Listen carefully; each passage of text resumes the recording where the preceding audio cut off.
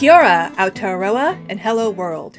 You are listening to the Yeah Nah podcast, the official podcast of the New Zealand Skeptics.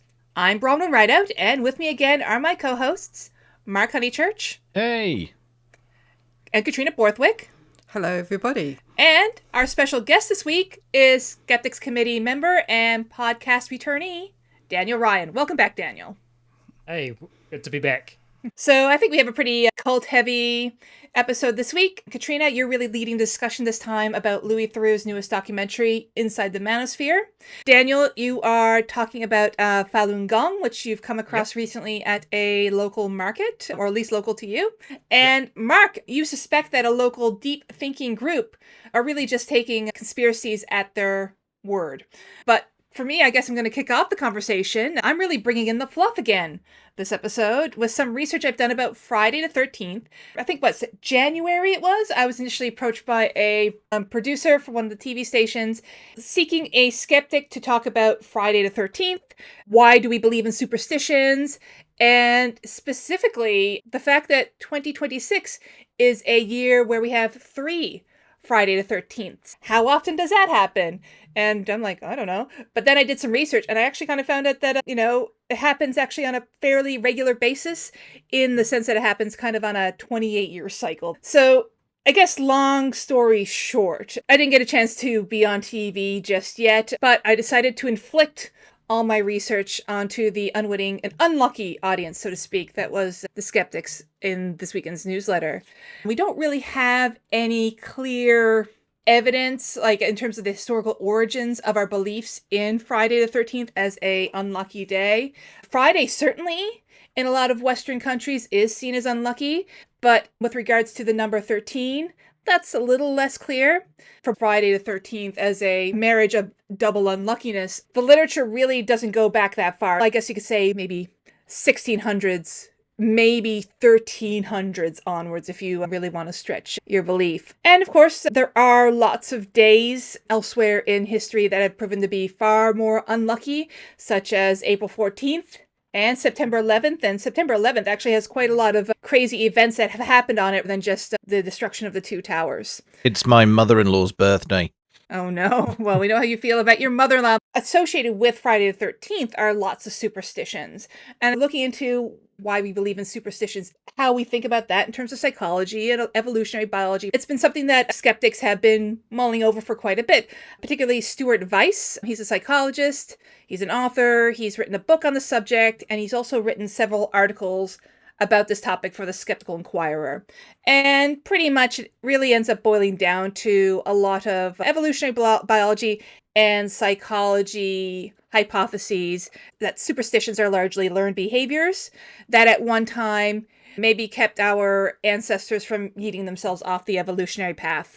So at a time when the threat of death or permanent injury is incessant, our brains and our subconscious is probably more likely to accept decisions and belief that maybe weren't actually true, but nonetheless just provided us with that extra protection to keep us alive or unmaimed. So why would you break a mirror? Sharp things can cut you and cause you to bleed. And if you're living in a time before antibiotics or anything like that, breaking a mirror, it's probably going to be a little bit more dangerous than it would be now.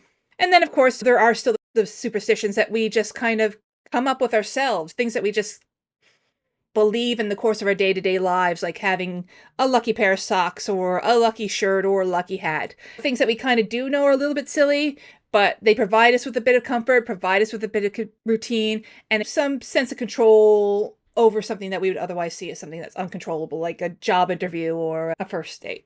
The combination of Friday the 13th and superstitions has still kind of drawn some attention, and people trying to have fun with those beliefs. So we don't hear about them so much now, but certainly back in the early 20th century, there were actually a lot of Friday the 13th or anti-superstition clubs that arose that made a sport of testing or disproving superstitions.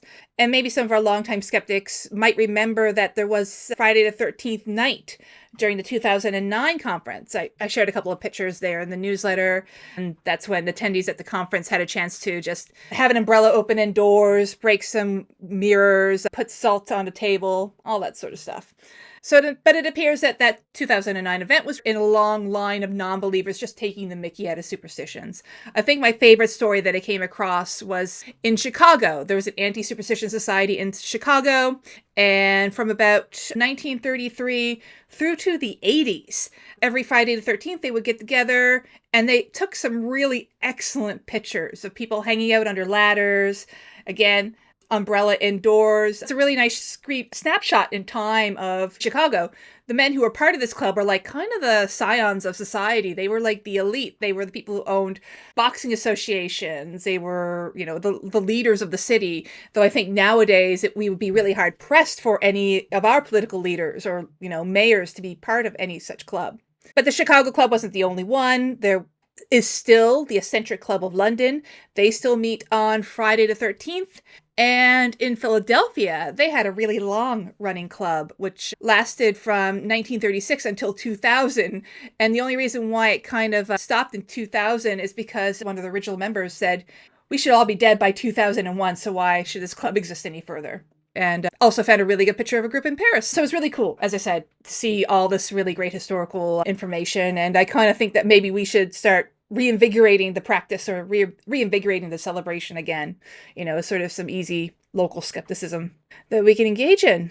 But I guess finally, it was that other comment that was made by the producer about the triple threat of 3 Friday the 13th in 2026 and whether that was unique. And as I said before, no, it's actually a pretty common phenomenon, or more common than you would think, and it's all because of the calendar that we have.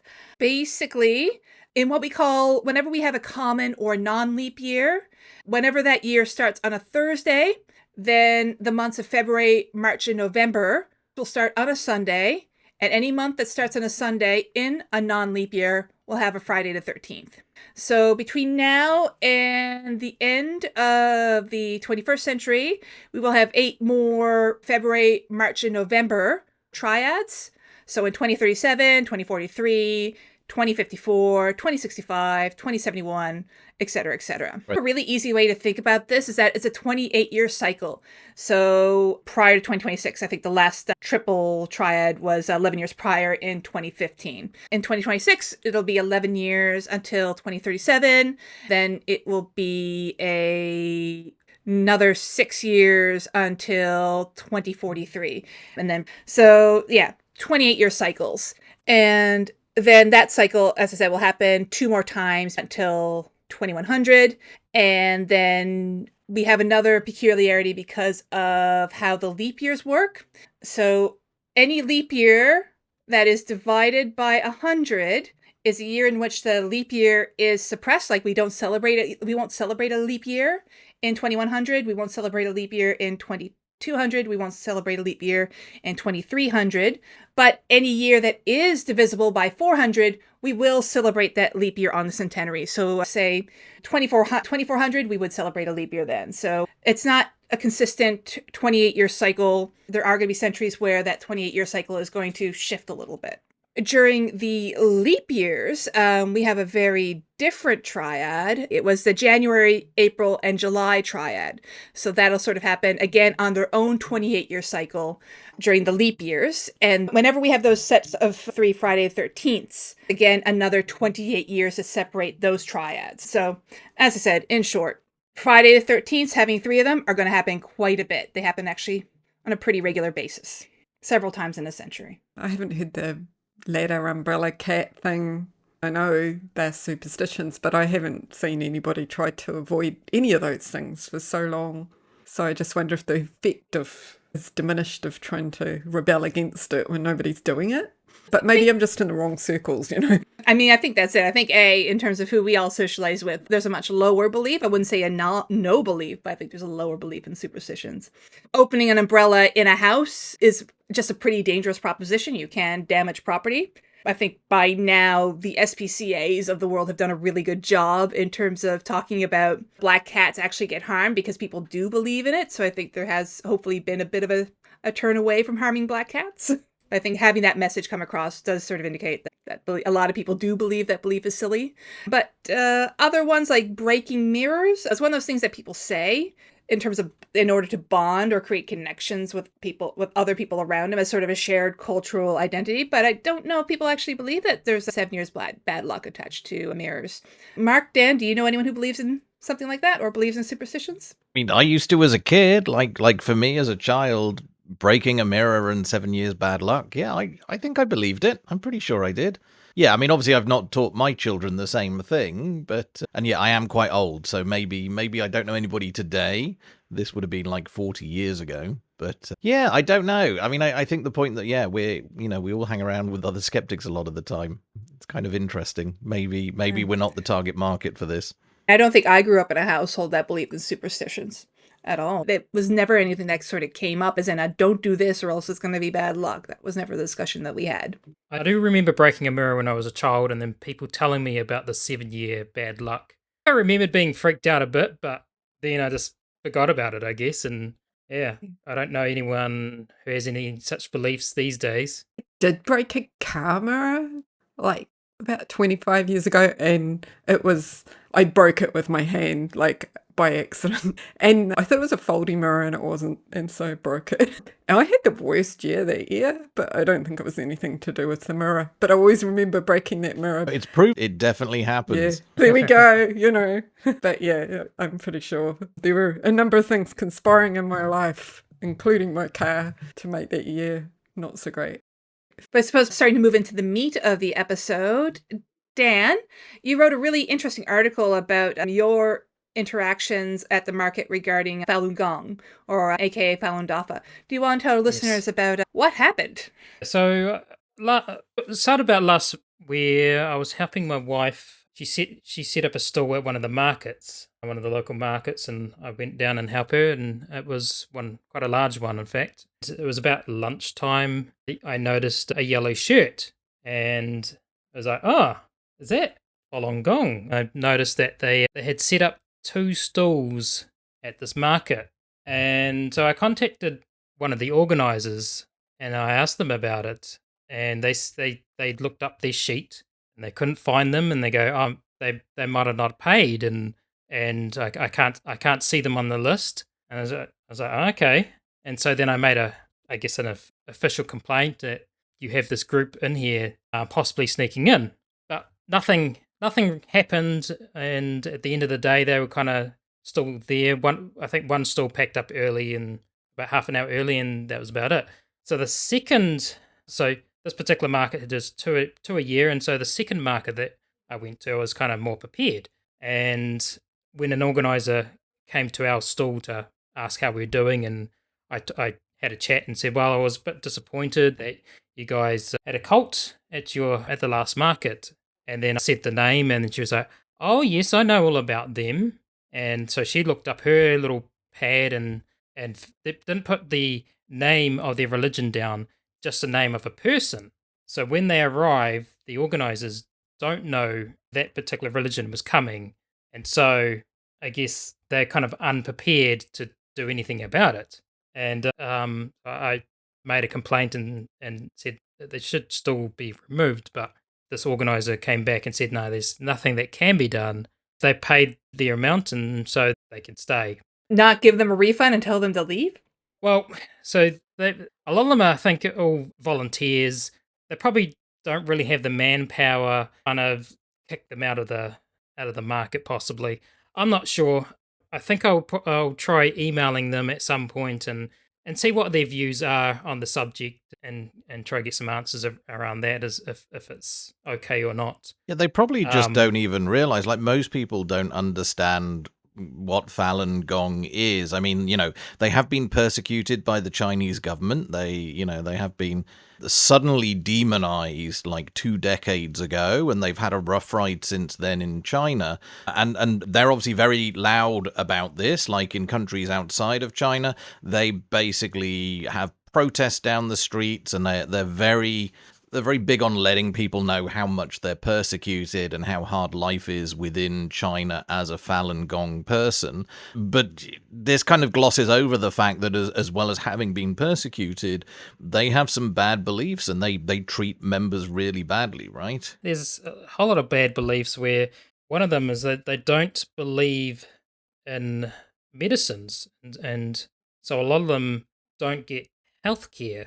There's other beliefs where they they use forced child labor. So it seems that as familiar as we are, as the skeptics are, and as other like sort of anti-cult and elder cult activists are with Falun Gong, I guess it's really always confronting to see that this group is still under the radar. So many people, like the organizers of this market, were not curious enough to figure out who is this group. They were registered under an individual's name, so I guess they wouldn't have been able to figure it out.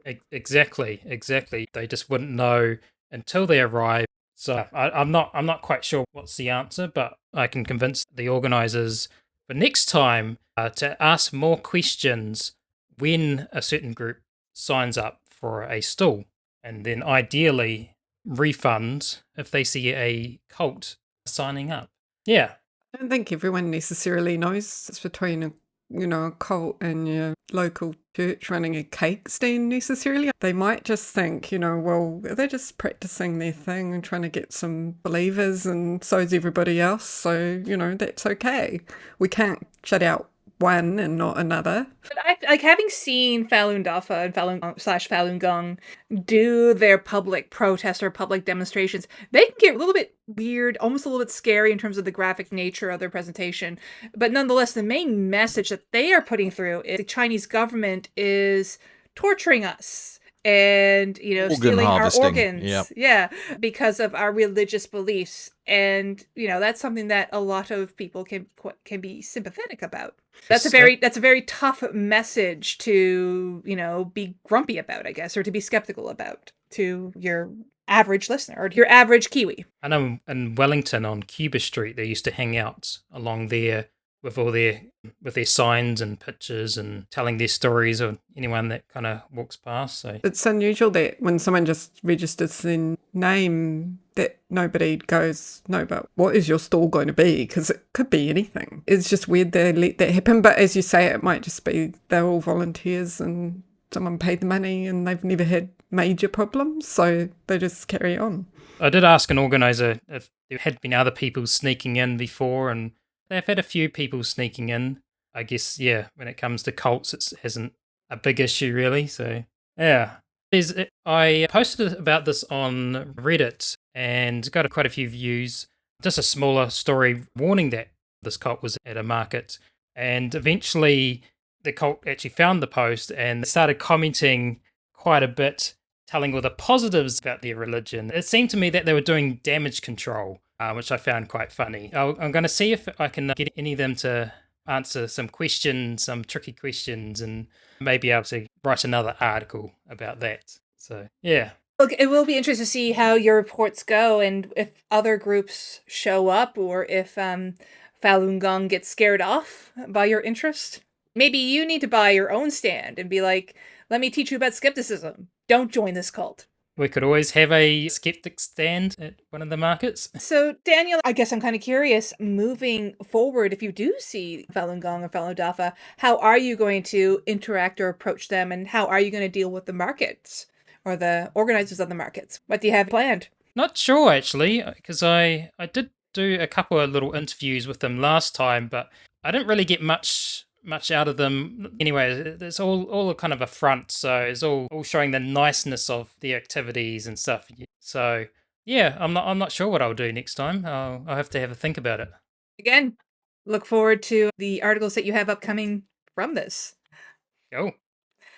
Now moving on to Katrina, Louis Theroux's Inside the Manosphere. It's a documentary that's captured everyone's imagination. Why don't you start off by telling us some of your thoughts about the Louis' newest work? Yeah, I guess Louis Theroux, if you've watched his documentaries before, he's got this style where he sort of hangs back and just lets everybody say whatever they want to say, talk themselves into a hole or whatever, and then he might sort of ask a few questions just to prompt things and keep things going. And so in this documentary, what he's doing is following around some, I guess you call them influencers, manfluencers, I don't know.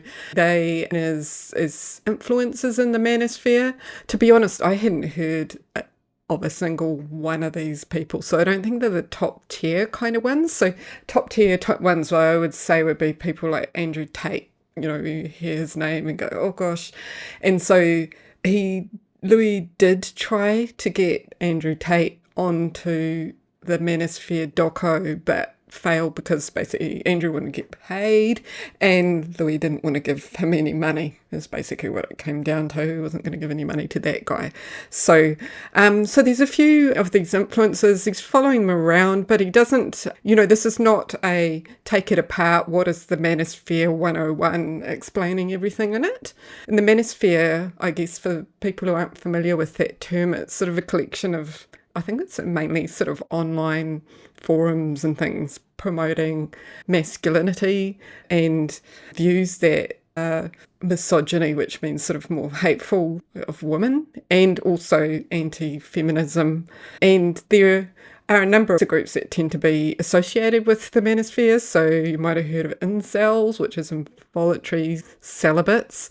There's men's rights groups, there's fathers' rights group, pickup artists, how you get more women, those sorts of groups. But I guess the uniting theme is that they think the world is biased against them and they drawn a short straw, and this is due to the influence of feminism. And so they've adopted ideas which is often referred to as taking the red pill, and that's just a reference to the Matrix in terms of waking up to reality. So the documentary is just 90 minutes, it's not a multi-parter, and it was really quite interesting because I listened to a podcast after about how he went about making this show on the Ramesh Ranganathan show.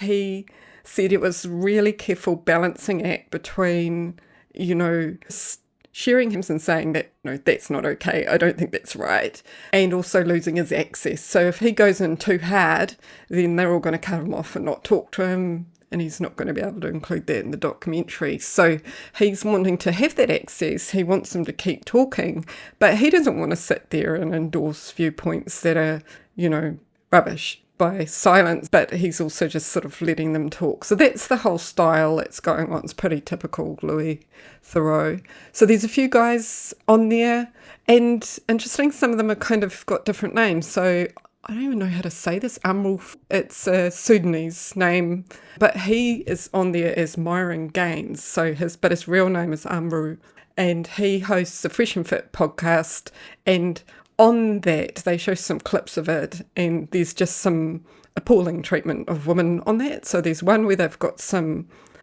thinkers on there, women, and they're just sort of ripping them apart as being the problem. There's a woman there, and they're just telling her she's overweight and disgusting and all of that kind of stuff. And then there's another one, and they're all like, if they go around and say what their jobs are, and they're all like, or models or OnlyFans stars and that kind of stuff, and they go around and ask them to name 3 countries, and then laugh at one of them because this is Barcelona, and they're just trying to them into looking stupid. It just feels like the whole thing is sort of premised around this. So the Fresh and Fit podcast has received criticism for their view on women and relationships. It's been described as, and there's also anti-Semitic views that have been expressed by the hosts and the guests. That includes Holocaust denial, and they've bad things about black women.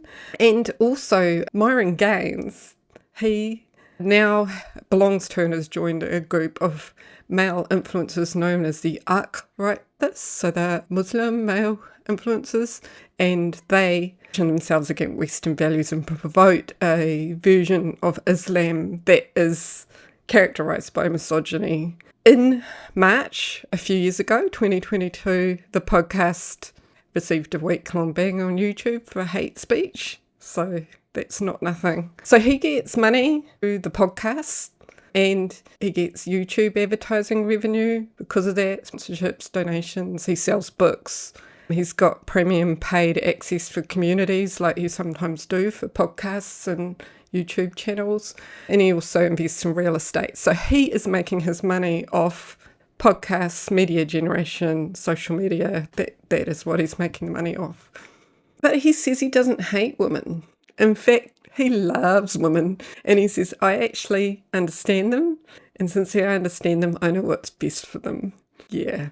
So this is, women are kind of deceitful. Everything about them is a lie because they wear makeup and you can't tell when they're menstruating. I mean, you're just sitting there going, what is this? Why does this? This makes me angry.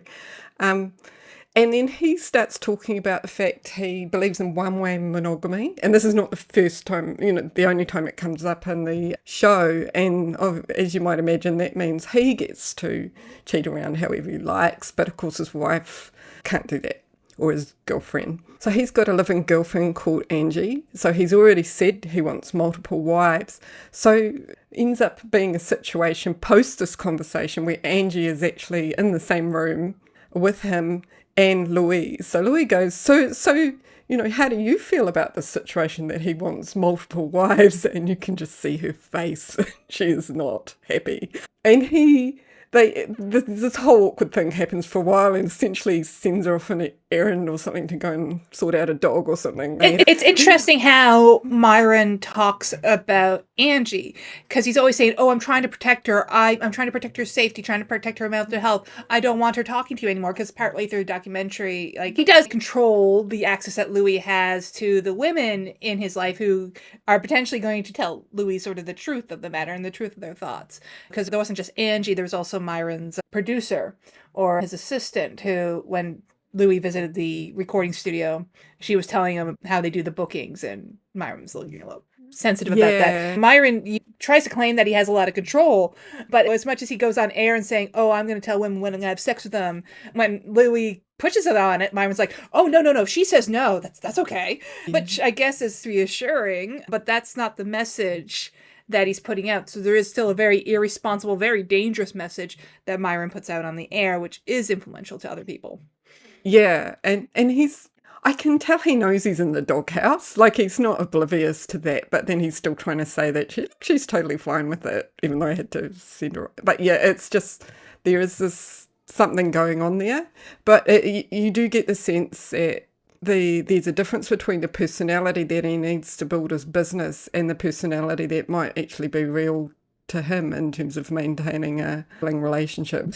Tension, she pretty much has left him by the end of the shortly after the end of the documentary. And so, yeah, I think she was very happy with the whole scenario right there. So the next one's Harrison Sullivan. So he goes under the name of, there was this BBC reader that read his name in TikTok so brilliantly. I don't know how you get so much. You just read a name and you make it just sound so stupid. It's like HS Tiki Toki, like this. And so he goes as HS Tiki Toki, and that's his name. And he focuses on fitness, crypto, and dating. And he makes money taking a cut from OnlyFans and influencer models. So basically they come and hang out with him, and then because they're hanging out with him and on his TikTok, now he gets a cut of their OnlyFans revenue because he's driving customers to the OnlyFans website. So basically he's got all the social structure around him is just people trying to get business and acting in a way that's going to get business to their OnlyFans websites, their media model sites, whatever they've got going. And I think there's something really interesting that does happen. They don't interact directly, but another person who figures in this documentary named Sneeko, he criticizes Harrison for Harrison's work with OnlyFans. Yeah, but Harrison also doesn't like OnlyFans. He thinks the people who do OnlyFans are gross. And I guess the other thing that gets me about Harrison, and it makes me wonder about the timeline of when this was recorded, because near the end of the documentary, Harrison is trying to catch Louis out. There's a whole scene where he's trying to get Louis to talk about his friend Jimmy Savile. Now, if you are savvy about, and you know Louis Theroux, which I don't think Harrison or many of his viewers do, we kind of know about Louis, what Louis thought about Jimmy Savile and what happened when Jimmy Savile was exposed posthumously. Someone else was commenting, trying to get Louis to talk about Israel and the genocide in Israel. That was one of 2 points. And interestingly enough, in 2025, Louis did release a documentary about settlers in Palestine and Gaza. But that was recorded in 2024, released in 2025. I couldn't quite figure out, and I haven't been able to figure out when this doco Inside the Manosphere was recorded. The closest I was able to figure out is, was it Myron, who was saying that was it Myron or Sneeko? One of them was saying that they had just been to the inauguration, which makes me think that it was like early 2025 when some of the recording of the show was done. I think so, because it talks about him getting arrested after he goes back to the UK, and that's because he crashed his crazy, weird place. I think that could come after the interviews. I'm just wondering when these first interviews are done. And that push about get Louis to comment about the genocide, I just found that was that's a bit odd. A bit of an odd comment Louis had released another documentary 10 years ago or more about Israeli settlers, so this isn't his first go around with this topic. Yeah. I mean, and they were sort of trying to imply that he was friends with Seville, and he was kind of like, I did help bring him down, but also, he died in 2011, so I can be friends with him, he's dead. But yeah, there was definitely a bit of that. So anyway, he's got in trouble for crashing a car anyway. You hear he's arrested, so that was October last year. And there was a manhunt apparently. I'm not sure how you end up having a manhunt for you for crashing a car, but he must have made a real mess of it. The next guy's Justin Waller, and he's older than the others, and he actually does seem to have a lot of money. He says he's got about $30 million, but we don't know. He's the founder of Red Iron Construction, so that's a metal building company, so he's actually got a business that does real world things. But he also has a program called the Real World Program, and that starts at $50 a month and tells people how to make money without a degree or certification, and gives them all information that they could get off Google. It's just fake courses basically. I think this is the same with all of them, building up a following not because they truly believe in this idea that men are oppressed and so on and so forth. They're in it to make cash basically, and the fact that they're flogging crypto and get rich quick schemes and things like this, like every single one of them is probably making a crap load of money from selling a false bill of goods to their listeners and viewers.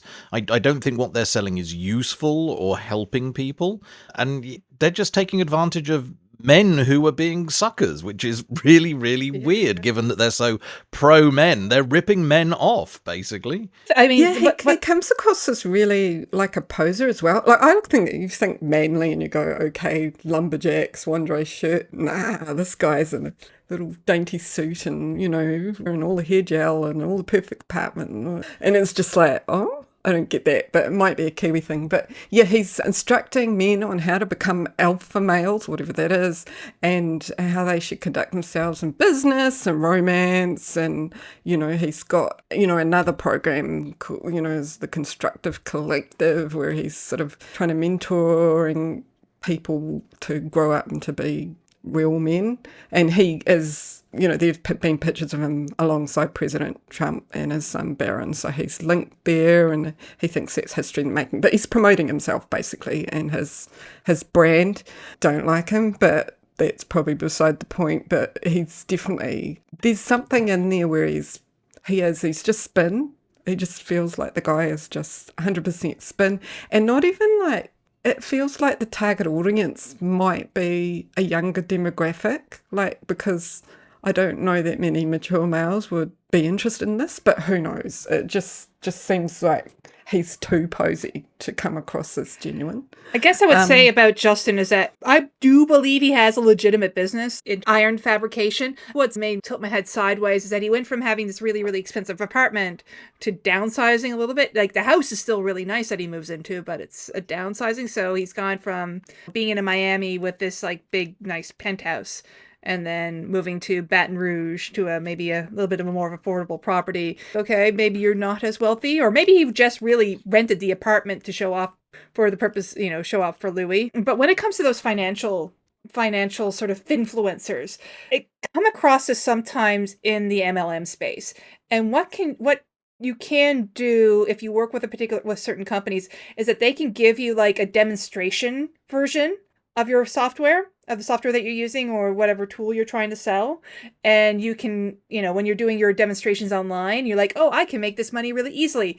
You can use this sort of demonstration portal to fake that presentation. Yeah. And that's often how people design their ads. They say, yes, I made XYZ off of an hour's worth of trading, but really they're not actually trading money for 24 hours. They're using this fake version. I don't have any indication that that's what's happening here, but it is a scam that is known, and therefore it's something that others have used to sort of push their business a little forward. So I'm wondering if that, again, this is something that, say, Harrison is doing. Is that what Justin is doing? I think these are questions that we, viewers and followers of these influencers need to ask. Is this stuff that can be actually easily faked? Yeah, it sort of feels all smoke and mirrors. And then some of it is just making money off, it is a bit like a pyramid scheme where the person at the top makes most of the money and then the people below get money. But it's all imaginary stuff by influencing, by driving views, and, that there's a bit of that going on. And the person at the top rakes it in. So it feels like there's kind of a social media pyramid scheme kind of thing going on there as well in some of these cases. Sneeko, you mentioned, he's younger than the others. He's managed to get himself banned on just about every major social media platform except X for some reason. Why is X the outlier? I'm not surprised. He has been linked to Andrew Tate. He is shown in the documentary making false claims about singer Sam Smith as transgender and linked to Satanism. So this is about the 2023 Grammy performance with Kim Petras. Smith is non-binary and uses they, them pronouns, but has never identified as transgender and not a Satanist. And then he starts talking about sort of conspiracy theory things about the Satanism, and Satanists run world. And it was that whole, what the heck? Yeah, I think Louis was like thinking that he was going to have this whole new different documentary. And it was that discussion that Sneeko had about Sam Smith and that preoccupation with what Sam Smith did during that performance. I'm like, that's old news. Like, is this so soon after that performance that this was recorded? Because I guess I kind of look at all these guys, and I'm not in the Manosphere. I can't say if any of them are actually like big news or say like HS Tiki Taki, they're a little bit newer. But I guess for me, this documentary kind of felt like it wanted Tate, it wanted Joe Rogan. And Theroux has been on Joe Rogan, maybe about 2012, 2013, but just couldn't secure them for this documentary and kind of went with the A-list. Because I was like, who are these guys? So Sneeko, he makes videos. So he goes out in the street and deliberately provokes drama. But, it started with gaming videos, and then it started getting right-wing political, and then it got misogynistic, it got anti-Semitic. So, he would go out and ask white people on the street to say racial slurs for $1. And so, he's driving the drama to get, views, and it's working. So that's how he makes his money. There's another guy, he was the one, he seemed to have the most confidence, Ed Matthews, but he just comes off as so intense. He's the guy that would be 1 inch from your face, intense super guy. He is coming from boxing, so maybe that's why, I don't know. And so he's on TikTok, YouTube. He's UK-based influencer and a streamer. He has got himself in trouble for, trying to identify paedophiles on the street and basically encourage people to attack them, so sort of vigilante sting operations, and he has been sentenced to jail related to those activities. So a little bit over the top, that guy. But I agree, it does feel like you've kind of got A, B, possibly C grade kind of level, and it's not going right into really what the Manosphere is, in terms of, if you want to really understand what it is, I think you would have to read. You couldn't just watch this one documentary, but I guess it gives people a bit of a taste. And I guess these people kind of knew that going on this documentary, it's really interesting, this balancing going on, because they knew that Louis was be out to kind of expose them, I guess. But then they figured actually having this guy is going to give us more views and more drama and more creed, which is probably true, and then it's going to drive more views, and they're going to actually make money out of the fact that Louis Theroux is there. So Gaines' team, is filming him at the same time and selectively posting parts of the video. I suspect there's some parts they won't be posting, like Gaines' mum. She was pretty forthright about the fact she didn't believe in her son's views. They were misaligned there, and so they're sort of on the side, sort of feverishly chatting about, this old man that's in there, Louis And they talk about not having 9-to-5 jobs and being in control of their lives, but the way they're having to live, and with all these really fake people who are essentially just poking for business around them, they're not chasing them because of their alpha male attraction. They're driving their own business. They're doing exactly what he's doing. And I just doesn't, it feels like, your life is not working a 9-to-5 job. He's working a 24/7 job. You know what I mean? And he's got no control of this missile of a life as it sort of goes through this murk. And it doesn't seem like it would be a good life at all. And so I guess there's that going on. Some people may be not seeing how, thinking through, and they might be seeing it for the fact he gets to hang around beautiful women and the women want to hang around him or something like that. I think there is something useful in him exposing this and making it maybe a topic of conversation. And I was also really impressed by a TV series called Adolescence, which is with a younger boy, and essentially it's a conversational drama, but the influence that the Manosphere has had on his thinking and what appears to be some quite sinister thinking that's going on there. And I think these just make us think and make us a little bit more alert if we see something like that, where we might be able to head something off at the pass or just introduce some critical thinking into someone's life. And there was a really good Radio New Zealand piece that I saw come out today is about ex-red pillars, people that had taken the red pill and were now revoking that because it had ruined their life. They had lost relationships, they had lost things. And, this can do a lot of harm if you damage the relationships around you. Or you try and live these lives which may be unattainable, because even the people that are doing it, it's not a real life. It's not realistic to think that you're going to make heaps of money off the app and then you're going to have all these beautiful women hang around you because you carry yourself in a certain way. When it doesn't pan out, what happens then? So I just thought it's food for thought. Really, really interesting way of approaching it. But yeah, I think, wow, if we could get some of those heavy hitters there, or if we could, I think there was an attempt. It just didn't come out. The reviews of this documentary have been mixed. I don't know if it's going to go down in history as one of Theroux's most loved documentaries. I don't think it's really going to hit the highs of his Westboro Baptist work or his Weird Weekends. I think a lot of people sort of have either felt like he didn't go deep enough in terms of dealing with addressing the misogyny. But he calls it the final boss. Like, it's really him, like, finally covering all these topics he's kind of loosely or, tentatively addressed in other documentaries, such as the Manosphere, incels, and misogyny. But I don't think he does it. I don't think he does that really well. Even if you do approach this documentary without those expectations in mind, it just didn't feel like the usual Louis Theroux documentary. I found he was much more passive. Certainly he did question, he did push the guys, but he didn't actually push them like he has in the past. Like, I think he's pushed, what's her name with the Westboro Baptist Church? I forget her name now, sadly.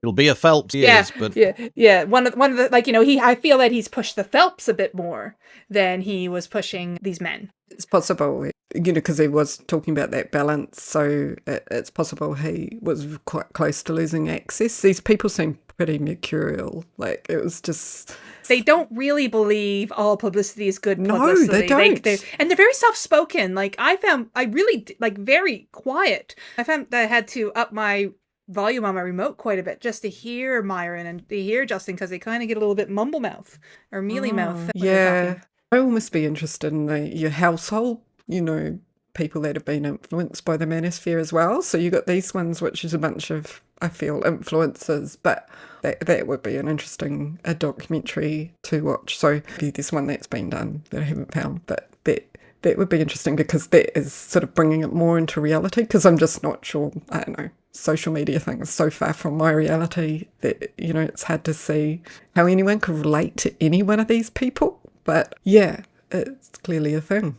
Teenage boys who are looking for role models and, lots of hormones going on and worrying about how they're doing with the women. And suddenly this confident guy's telling them, give me $20 a month and I'll tell you all the secrets to get everything that you wanted. Like, yeah, it's an open market just waiting to be exploited, and these guys are figuring out how to do it, and they're obviously doing it very well. You know, this is the kind of thing, like, it feels like this is a long way from pickup artistry, like the pickup artists like lectures that they used to give 20 years ago, where you could pay to sit in a room with a man with a whiteboard who would explain to you how to pick up women. You know, these guys are fairly confident and they're well built, and it's obviously very well manicured, and there's a lot of work going on behind the scenes to project this. But yeah, this feels like they've honed their skills and they're a lot better than it was decades ago. I don't find that whole in the gym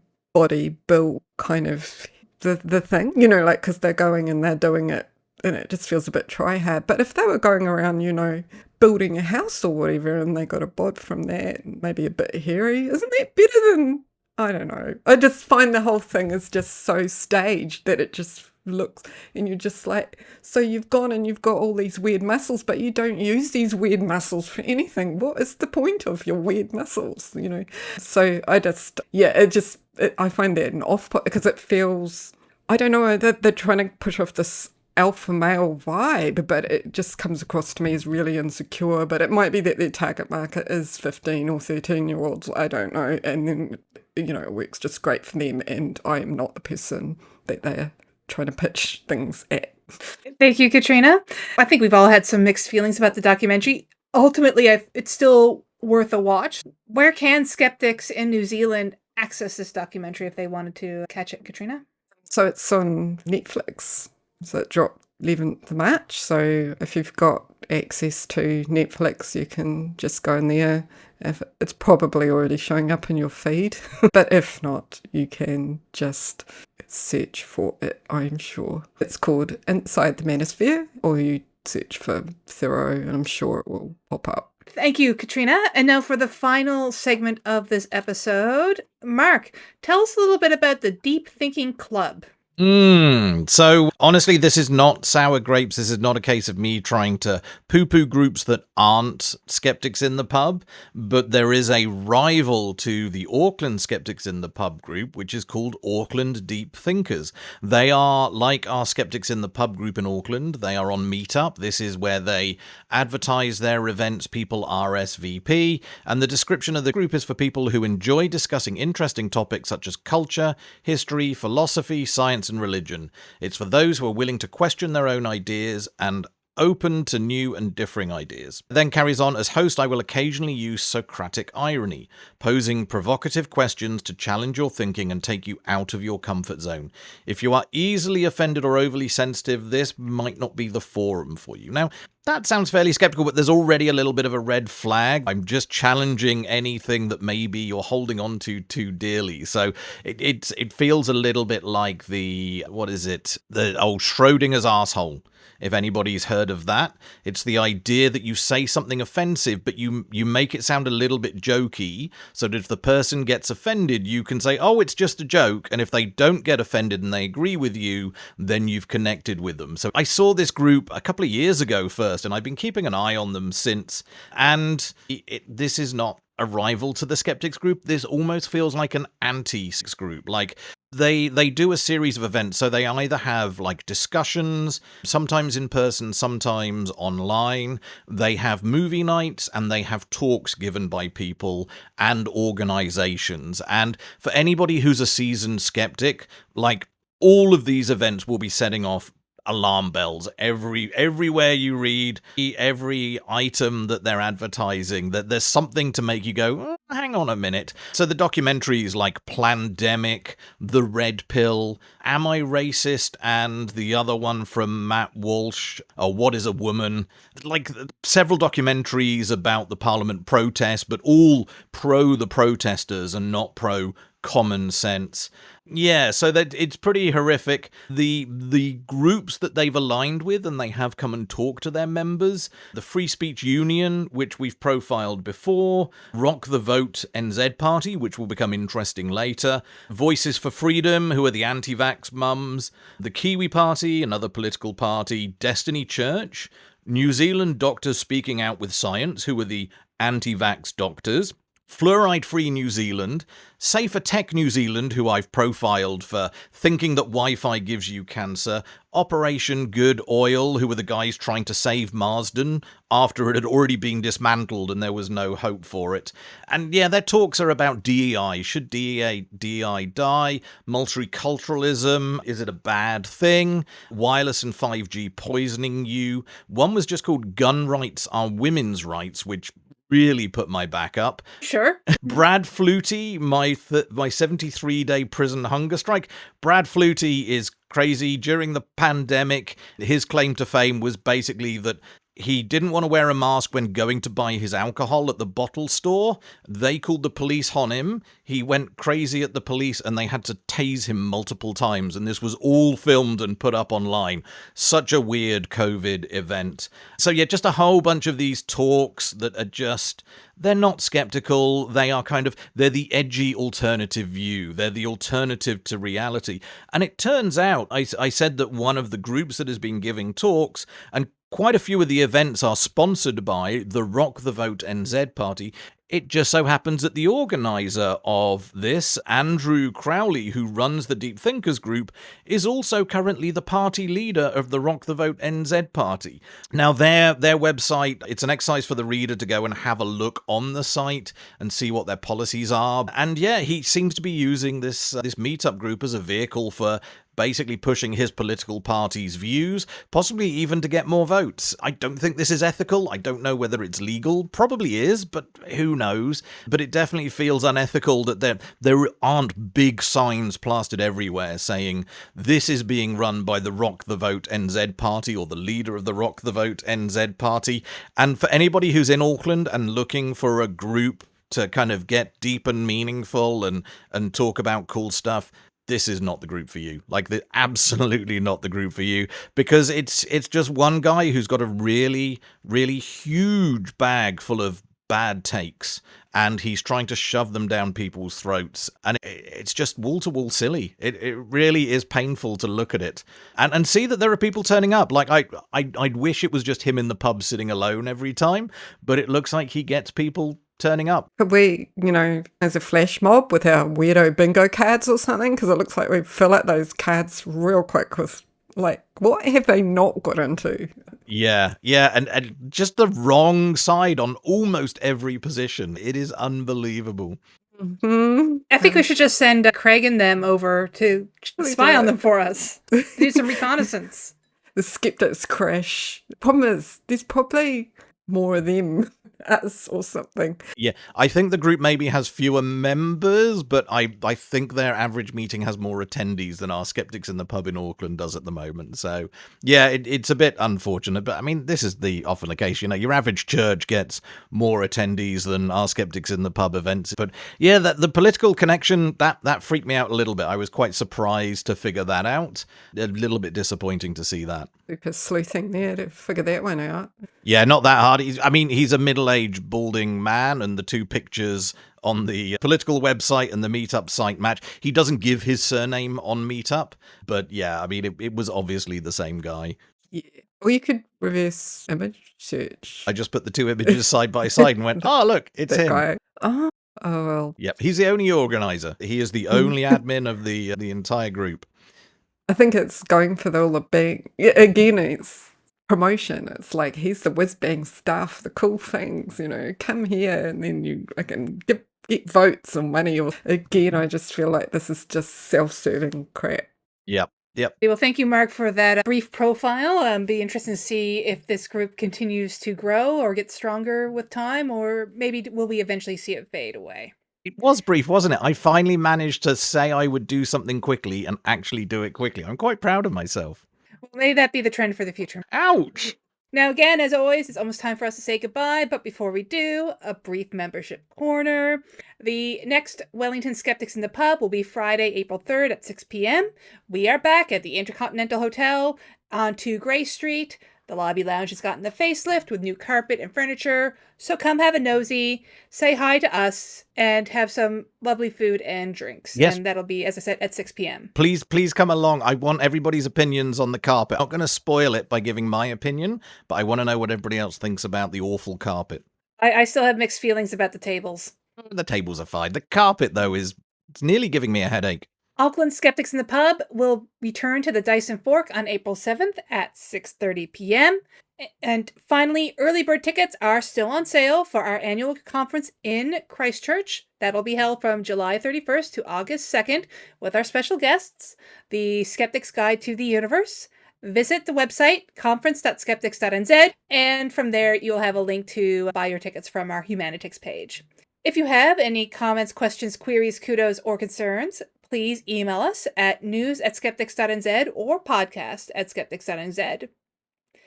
And that seems to be all from us for this episode of the Yeah Nah podcast. We'll be back in a fortnight with more skeptical news. Ka kite! Bye. See you later. Yeah.